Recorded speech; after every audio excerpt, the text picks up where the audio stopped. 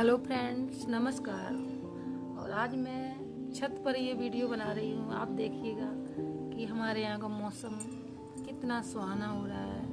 बादल हैं और हल्की सी सर्दी है, तो थोड़ा थोड़ा सा हवा लग रही है, तो बहुत ही अच्छा लग रहा है। आप सब अच्छे हैं फ्रेंड्स? आशा करते हैं आप सभी बहुत अच्छे होंगे और हम भी अच्छे हैं। और आप सब अच्छे रहिएगा, खुश रहिएगा, स्वस्थ रहिएगा और मस्त रहिएगा। और मेरा आज का वीडियो है फ्रेंड्स कि मैंने एक परसों वीडियो डाला था जिसमें मैंने पहले से 3 सप्ताह के बीच में पहले मंथ से 3 मंथ के बीच में कैसे देख रेख करनी है। आज मैं आपको 3 से 6 मंथ के बीच में कैसे गर्भ में पल रहे बच्चे और माँ की देख रेख करनी है। और जो प्रेग्नेंट वुमेन्स हैं या महिलाएं हैं, माताएं हैं, इन सबको भी मैं यही कहूँगी कि अपनी केयर खुद से करिए, तभी आप स्वस्थ रहेंगी और अपने परिवार को भी खुश रख पाएंगी। कहते हैं ना, खुद की केयर करोगे, खुद की इज्जत करोगे, तो लोग भी आपकी इज्जत और आपकी कदर करना सीख जाएंगे। क्योंकि जब तक खुद की इज्जत नहीं करेंगी बहनें, तो दूसरे से हम कोई उम्मीद नहीं रख सकते हैं। क्योंकि दूसरों का काम है आप कमियां निकालना, उंगली उठाना, सिर्फ आपकी कमियां देखना। अच्छाइयाँ तो देखते हैं लेकिन तारीफ नहीं कर सकते हैं। लेकिन अगर तारीफ करेंगे तो आप वो सोचेंगे तारीफ करने से इसको ज़्यादा खुशी ना मिल जाए। तो बस यही होता है, सामने से कभी कोई किसी की तारीफ नहीं कर सकता, और जो करता है वो बहुत अच्छा इंसान होता है। तो फ्रेंड्स, आज मैं बात करूँगी कि 3 से 6 महीने में हमें क्या क्या करना चाहिए जिससे हम स्वस्थ रहें और हमारा शिशु भी स्वस्थ रहे, उसकी ग्रोथ भी अच्छी हो। सबसे पहले है कि समय समय पे हमें अपना बीपी जांच करानी चाहिए। हाई बीपी है या लो बीपी है, इस चीज़ का आपको पता, उसी हिसाब से आप खान पान रख सकते हैं। और दूसरी जांच होती है शुगर भी आपका मेंटेन नॉर्मल रहना चाहिए। और तीसरी जांच है आपका हीमोग्लोबिन आपका कम नहीं होना चाहिए, क्योंकि अगर हीमोग्लोबिन कम होगा तो ये सबसे बड़ी प्रॉब्लम है। ब्लड ही शरीर में हमारे चलने का, बच्चे को पोषण देने का काम करता है, हीमोग्लोबिन।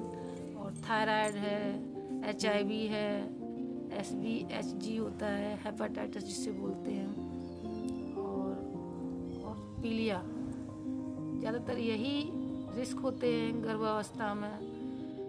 तो सबसे पहले हम बात करते हैं कि हमें रक्त का जांच यानी कि ब्लड जांच करानी चाहिए। CBC करा सकते हैं, जिससे हमें सब कुछ पता चलता है। TLC भी आपकी नॉर्मल होनी चाहिए।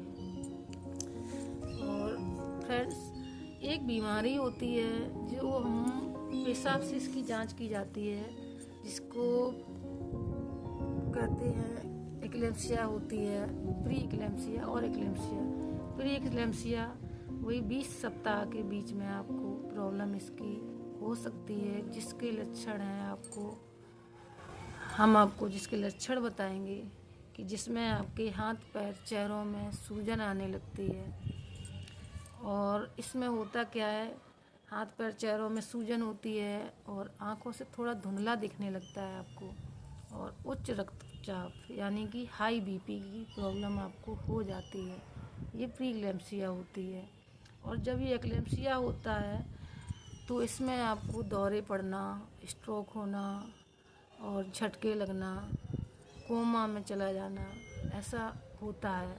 आपको ये सब एक बात, मेरी बातें सुन के ऐसा लग रहा होगा कि हम आपको डरा रहे हैं, लेकिन डरा नहीं रहे हैं। मैंने एक केस देखा है, इसमें सामने से देखा है, लेकिन उस टाइम हम जानते नहीं थे कि ये बीमारी भी होती है। और डॉक्टर्स को दिखा आती थी, वो यहाँ एक मतलब दिखा लिया हमने, तो उसी टाइम देखा जब उसको सीजर हुआ। तो वो पल, वो मंजर मेरे आंखों के सामने आज भी रहता है। तो हम चाहते हैं कि वैसा किसी के साथ भी ना हो। इसमें सूजन होना अब सूजन पैरों में होती है अकेली और पूरे बॉडी में भी होने लगती है, और यूरिन से अधिक मात्रा में प्रोटीन बाहर आता है। तो इसके लिए जब हम हॉस्पिटल जाते हैं, जैसे सरकारी हॉस्पिटल जाओ या प्राइवेट, कहीं भी आप जांच करा सकते हैं, जहाँ नज़दीकी, जहाँ आपको सुटेबल हो, जैसा आपके पास बजट हो। वैसे तो सरकारी हॉस्पिटल में सारी जांचें, मेडिकल कॉलेज हो या कोई भी हो, गर्भवती महिला के लिए सरकारी तरफ से बिल्कुल फ्री है, अल्ट्रासाउंड भी फ्री है।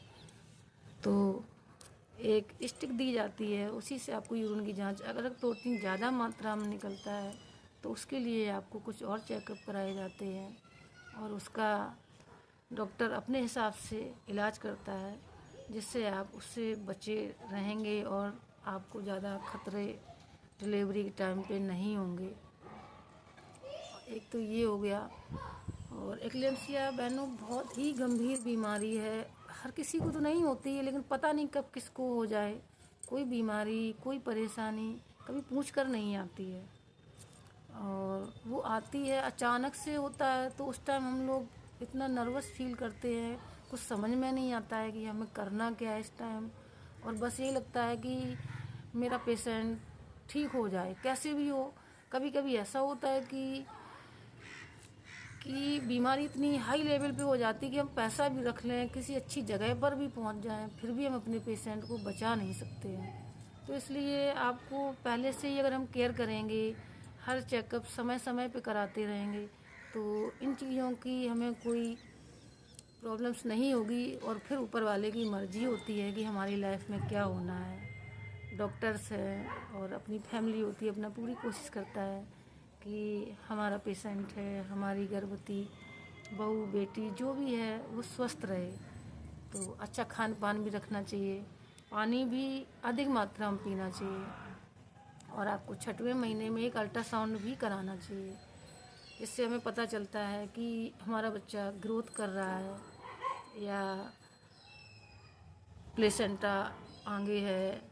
तो उसी हिसाब से हम अपनी केयर करते हैं। वज़न भी नहीं उठाना चाहिए, क्योंकि वज़न ज़्यादा उठाने से प्रॉब्लम होती है। और वैसे काम तो आप घर के कर सकते हैं, थोड़े बहुत हल्के फुल्के करते रहना चाहिए, जिससे क्या होता है, और थोड़ा टहलना भी चाहिए, क्योंकि टहलने से सुबह सुबह टहलोगे आप हवा में तो मूड भी अच्छा रहेगा, आप खुश रहेंगे, तो आपका बच्चा भी स्वस्थ रहेगा।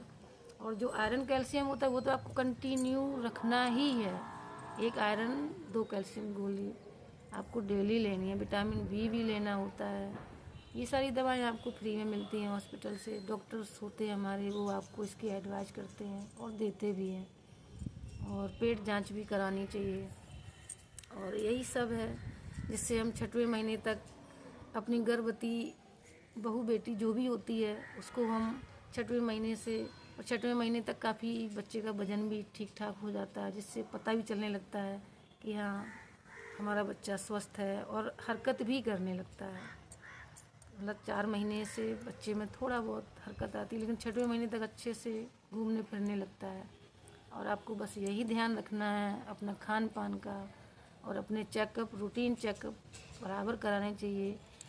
गाँव में बस यही होता है कि लोग गए और अल्ट्रासाउंड करा लिया, सीबीसी करा ली और वो घर में रख ली, डॉक्टर को भी नहीं दिखाया। और जब बाद में पता चलता है तो कहते हैं मैंने अल्ट्रासाउंड कराया, लेकिन अल्ट्रासाउंड में दिया क्या है वो तो आप कैसे देख सकते हैं? आप तो सिर्फ डेट देख सकते हैं कि कब तक डिलीवरी होगी।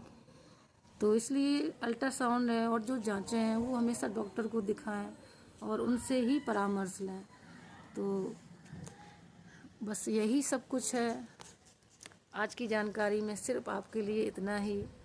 और मेरा वीडियो अगर आपको अच्छा लगता हो तो आप कमेंट करिएगा, बताइएगा कि, और कोई अगर कमी नज़र आती हो मेरे बोलने में तो थोड़ा सा कोशिश करेंगे, क्योंकि मैंने अभी अभी नया वीडियो बनाना शुरू किया है। थोड़ा सा तो हर किसी के मन में आता है, लेकिन जब हम लोग घुल मिल जाते हैं, आप लोग हमें लाइक करेंगे, फॉलो करेंगे तो हम भी आपसे बातें करना चाहेंगे, हमें भी अच्छा लगेगा। अभी हमको थोड़ा सा आपके सामने बोलने में झिझक होती है, तो अभी हम खुलकर नहीं बोल पा रहे हैं, लेकिन कोशिश करेंगे कि आपके सामने बहुत अच्छे से बोलें और बहुत अच्छी अच्छी बातें करें।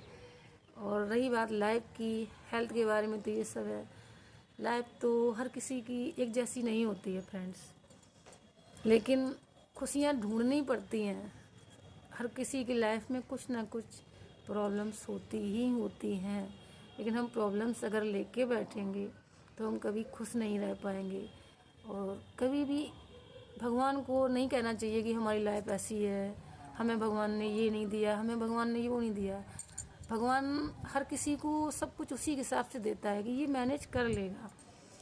अब हम अपनी लाइफ के बारे में अभी तो नहीं बताएंगे, लेकिन जब आप लोग जानना चाहेंगे, इंटरेस्टिंग होंगे मेरी लाइफ की स्टोरी जानने के लिए, जब हम आपसे अपनी लाइफ की बातें और अपना एक्सपीरियंस शेयर करेंगे और आपको हम खुश भी नज़र आते हो। हाँ, तो मैं खुश रहती हूँ, क्योंकि हम चाहते हैं कि हमारी जो ज़िंदगी है वो किसी के काम आए, किसी की हम हेल्प कर सकें, और मतलब किसी एक का भी भला हम कर सकते हैं, तो मेरे लिए वो बहुत खुशी की बात है। क्योंकि अपने लिए तो सभी जीते हैं और जीना भी चाहिए, लेकिन थोड़ा बहुत अगर किसी के लिए जी लिया जाए तो ज़िंदगी का मकसद वही होता है। और आप लोग अपनी फैमिली में खुश रहिएगा, अपनी फैमिली का ख्याल रखिएगा और अच्छे से एंजॉय कीजिए अपनी लाइफ को, और अपनी हेल्थ के बारे में विशेष ध्यान रखिए। जो भी आपको प्रॉब्लम्स हो आप कमेंट्स में हमसे पूछ सकते हैं पर्सनली, गर्भवती महिलाओं, बच्चों के लिए, और कुछ जो सरकारी योजनाएं आती हैं उनके लिए। और अभी हम आपसे बात करते रहेंगे और हम आपको हर 1-2 दिन में मेरा ब्लॉग आएगा, जिससे आपको नई नई जानकारी भी देंगे। हाँ, एक चीज़ मैं बताना भूल ही गई कि जैसे आप गर्भवती हुई तो आपने पंजीकरण करा लिया। एक सरकारी योजना है मातृ वंदना योजना, जिसमें हर गर्भवती महिला को पहले बच्चे में 5,000 रुपये मिलते हैं। तो आप अपने आधार और अकाउंट नंबर लेके, पहले तो ये काम आशा द्वारा ही हो जाता था, लेकिन अब इसको आंगनवाड़ी केंद्र में दे दिया गया है। तो आप अपनी आंगनवाड़ी के पास जाके उनसे रजिस्ट्रेशन कराएं, तो आपको डिलीवरी से पहले सरकार के द्वारा 2 किस्तें आपको मिलेंगी 3,000 रुपये, जिससे आपका उससे थोड़ा सा खान पान अच्छा होगा और आप अपना स्वास्थ्य बेहतर बना सकते हैं फ्रेंड्स। और इसके लिए आपको सिर्फ आधार, अकाउंट नंबर और मोबाइल नंबर, आधार मोबाइल नंबर लगा होना चाहिए, और नहीं लगा हो तो आप किसी नज़दीकी जन सेवा केंद्र से लगवा सकते हैं। ये मातृ वंदना योजना हर गर्भवती महिला के लिए है, चाहे वो गरीब हो चाहे वो पैसे वाली हो। सरकार की तरफ से एक ये हमारे यूपी का योगी सरकार की तरफ से एक तोहफा है, और ये काफ़ी पुरानी योजना है। और भी हम योजनाएं आपको बताएंगे, तो उसके लिए आप हमें फॉलो करिएगा, सब्सक्राइब करिएगा। Thank you.